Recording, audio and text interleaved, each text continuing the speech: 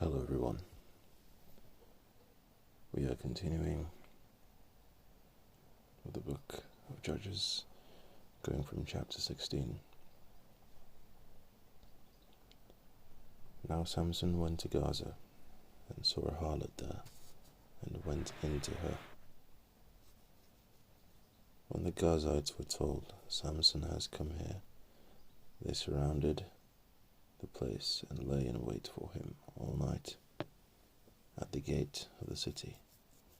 They were quiet all night, saying, "In the morning, when it is daylight, we will kill him." And Samson lay low till midnight. Then he arose at midnight, took hold of the doors of the gate of the city,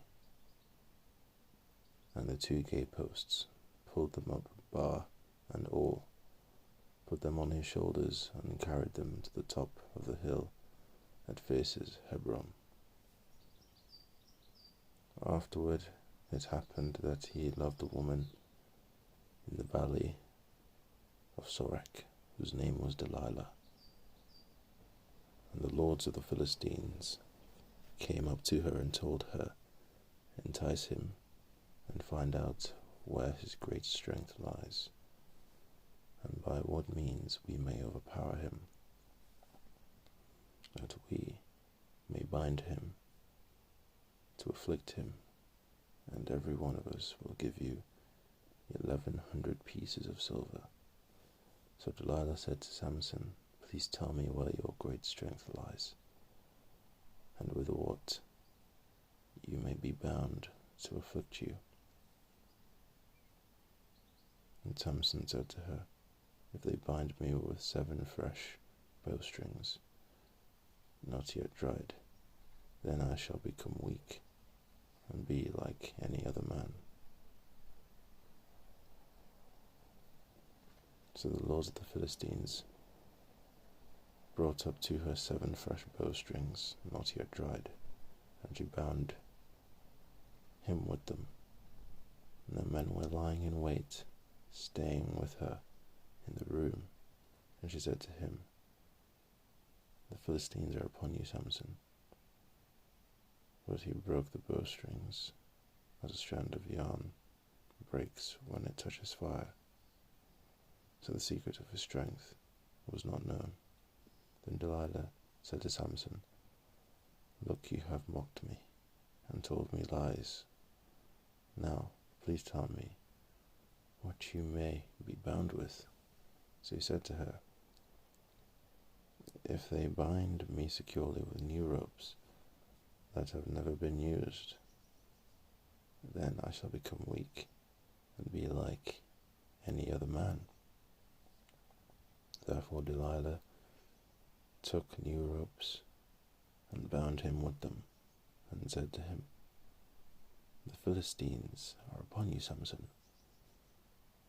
And men were lying in wait, staying in the room, but he broke them off, his arms like a thread. Delilah said to Samson, "Until now you have mocked me and told me lies. Tell me what you may be bound with." And he said to her, "If you weave 7 locks of my head into the web of the loom." So she wove it tightly with the batten of the loom, and said to him, "The Philistines are upon you, Samson." But he awoke from his sleep and pulled out the batten and the web from the loom. Then she said to him, "How can you say I love you when your heart is not with me? You have mocked me these 3 times, and have not told me where your great strength lies." And it came to pass, when she pestered him daily with her words and pressed him, so that his soul was vexed to death, that he told her all his heart, and said to her, "No razor has ever come upon my head, for I have been a Nazarite to God from my mother's womb." if I am shaven, then my strength will leave me, and I shall become weak and be like any other man. When Delilah saw that he had told her all his heart, she sent and called for the lords of the Philistines, saying, Come up once more, for he has told me all his heart. So the lords of the Philistines came up to her and brought the money in their hand. Then she lulled him to sleep on her knees, and called for a man, and had him shave off the 7 locks of his head. Then she began to torment him, and his strength left him. And she said, The Philistines are upon you, Samson. So he awoke from his sleep and said, I will go out as before, at other times, and shake myself free. But he did not know that the Lord had departed from him. Then the Philistines took him, and put out his eyes, and brought him down to Gaza. They bound him with bronze fetters, and he became a grinder in the prison. However, the hair of his head began to grow again after it had been shaven. Now the lords of the Philistines gathered together to offer a great sacrifice to Dagon their god, and to rejoice. And they said, Our God has delivered into our hands Samson, our enemy. When the people saw him, they praised their God, for they said, Our God has delivered into our hands our enemy, the destroyer of our land, and the one who multiplied our dead. So it happened, when their hearts were merry, that they said, Call for Samson, that he may perform for us. So they called for Samson from the prison, and he performed for them, and they stationed him between the pillars. Then Samson said to the lad who held him by the hand, Let me feel the pillars which support the temple, so that I can lean on them. Now the temple was full of men and women, and the lords of the Philistines were there, about 3,000 men and women on the roof watching, while Samson performed. And Samson called to the Lord, saying, O Lord God, remember me, I pray. Strengthen me, I pray, just this once, O God, that I may with one blow take vengeance on the Philistines for my 2 eyes. And Samson took hold of the 2 middle pillars which supported the temple, and he braced himself against them, one on his right hand, one on his right, and the other on his left. Then Samson said, Let me die over the Philistines. And he pushed with all his might, and the temple fell of the lords and all the people who were in it. So the dead that he killed at his death were more than he had killed in his life. And his brothers and all his father's household came down and took him, and brought him up and buried him between Zorah and Eshtaol, in the tomb of his father Manoah. He had judged Israel 20 years.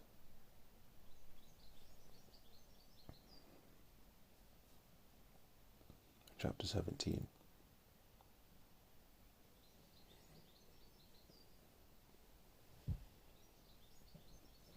Now there was a man from the mountains of Ephraim, whose name was Micah. And he said to his mother, The 1,100 shekels of silver that were taken from you, and on which you put a curse, even saying it in my ears, Here is the silver with me. I took it, and his mother said, May you be blessed by the Lord, my son. So when he had returned the 1100 shekels of silver to his mother said, I had wholly dedicated the silver from my hand to the Lord for my son, to make a carved image and a molded image. Now therefore I will return it to you. Thus he returned the silver to his mother. Then his mother took 200 shekels of silver and gave them to the silversmith, and he made it into a carved image and a molded image, and they were in the house of Micah. The man Micah had a shrine and made an ephod and household idols, and he consecrated one of his sons who became his priest. In those days there was no king in Israel.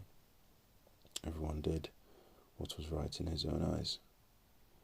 Now there was a young man from Bethlehem in Judah, of the family of Judah. He was a Levite and was staying there. The man departed from the city of Bethlehem in Judah to stay wherever he could find a place. Then he came to the mountains of Ephraim, to the house of Micah, as he journeyed. And Micah said to him, Where do you come from? So he said to him, I am a Levite from Bethlehem in Judah, and I am on my way to find a place to stay. Micah said to him, Dwell with me, and be a father and a priest to me, and I will give you 10 shekels of silver per year, a suit of clothes and your sustenance. So the Levi went in. Then the Levi was content to dwell with the man, and the young man became like one of his sons to him. So Micah consecrated the Levite, and the young man became his priest, and lived in the house of Micah. Then Micah said, Now I know that the Lord will be good to me, since I have a Levite as a priest.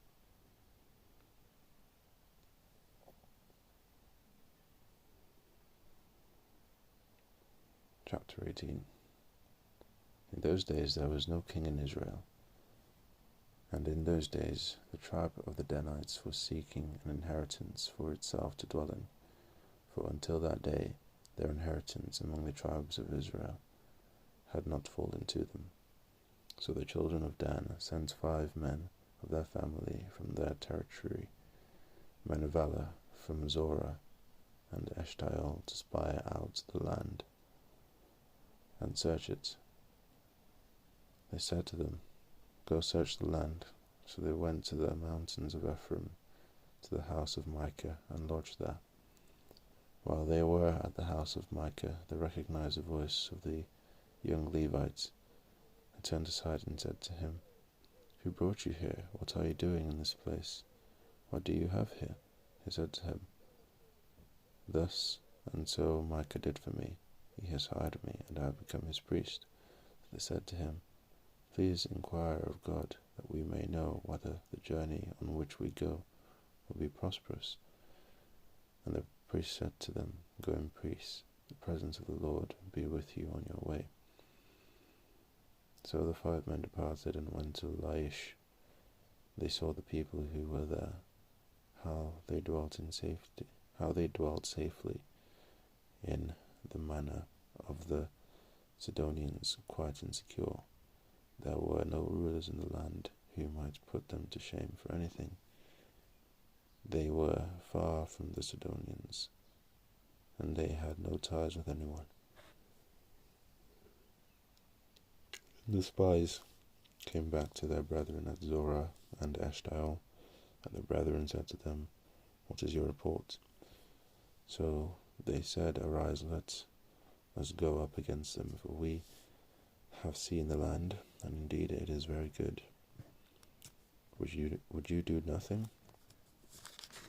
Do not hesitate to go and enter to possess the land. When you go, you will come to a secure people and a large land, for God has given it into your hands, a place where there is no lack of anything that is on earth. And 600 men of the family of the Danites went from there, from Zorah and Eshtaol, armed with weapons of war. Then they went up and encamped in Kirjath Jearim in Judah. Therefore they call that place Mahane-dan to this day. There it is west of Kirjath Jearim. And they passed from there to the mountains of Ephraim and came to the house of Micah. Then the 5 men who had gone to spy out the country of Laish answered and said to their brethren, Do you know that there are in these houses an ephod, household idols, a carved image, and a molded image? Now therefore consider what you do. So they turned aside there and came to the house of the young Levite's man, to the house of Micah, and greeted him. The 600 men armed with their weapons of war, who were the children of Dan, stood by the entrance of the gate. And the 5 men who had gone to spy out the land went up. Entering there, they took the carved image, the ephod, the household idols, and the molded image. The priest stood at the entrance of the gates with the 600 men who were armed with weapons of war. When these went into Micah's house and took the carved image, the ephod, the household idols, and the molded image, the priest said to them, What are you doing? And they said to him, Be quiet, put your hand over your mouth, and come with us. Be a father and a priest to us. Is it better for you to be a priest to the household of one man, or that you be a priest to a tribe and a family of Israel? So the priest's heart was glad, and he took the ephod, the household idols, and the carved image, and took his place among the people. Then they turned and departed, and put the little ones, the livestock, and the goods in front of them. When they were a good way from the house of Micah, the men who were in the houses near Micah's house gathered together and overtook the children of Dan. And they called out to the children of Dan. So they turned around and said to Micah, What ails you that you have gathered such a company? So he said, You have taken away my gods which I made, and the priest, and you have gone away. Now what more do I have? How can you say to me, What ails you? And the children of Dan said to him, Do not let your voice be heard among us, lest angry men fall upon you, and you lose your life with the lives of your household. Then the children of Dan went their way, and when Micah saw that they were too strong for him, he turned and went back to his house.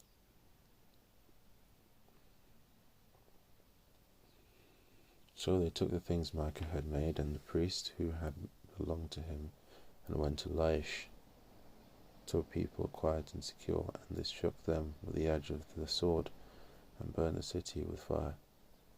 There was no deliverer, because it was far from Sidon, and they had no ties with anyone. It was in the valley that belongs to Beth Rehob. So they rebuilt the city and dwelt there.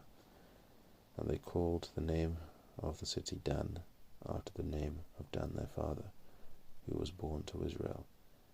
However, the name of the city formerly was Laish. Then the children of Dan set up for themselves the carved image, and Jonathan, the son of Gershom, the son of Manasseh, and his sons were priests to the tribe of Dan until the day of the captivity of the land.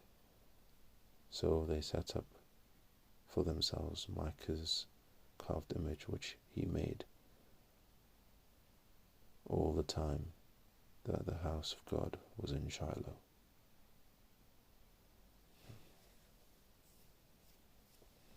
Thank you all for listening.